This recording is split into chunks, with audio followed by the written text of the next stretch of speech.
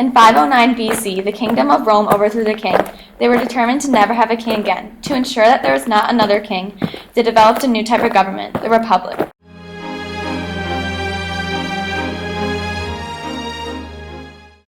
Soon after, the Senate became rulers of Rome. With the power divided among many people during this time, there were two main social classes, the plebeians and the patricians.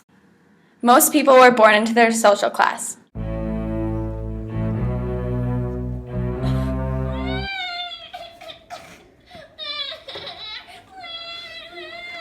Congratulations. It's a plebeian. As you can see, right as this baby was born, he was automatically a plebeian. We don't need this much money.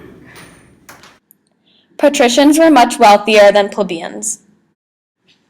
The Senate was comprised of mostly patricians, whereas plebeians didn't have any say in voting.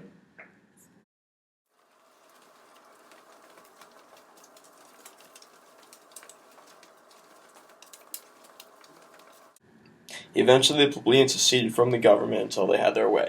The Senate compromised by allowing them to elect one tribune, which would represent their voice in the government. There were multiple wars, including the civil, that affected the government. We will look at one case when a man was removed from the government and returned with an army to overthrow Rome. His name was Julius Caesar, a brilliant general at the time. He helped Rome in many ways. He helped control debt, came up with a way to regulate traffic, and made imposing tariffs. After his ascension to power, fellow senators were convinced that he was trying to be king. On March 14, 44 BCE, Caesar was stabbed to death 23 times by his own friends and colleagues. After his death, there was a rush of people claiming to be heir to his power. Three people, Octavian, Caesar's nephew, Marcus Antony, a general who fought alongside with Caesar, and Lepidus, Caesar's right-hand man, are the ones that come to mind. Octavian convinced the public that Marcus Antony was being bewitched by his wife and that he must be saved, which ended with Marcus dying.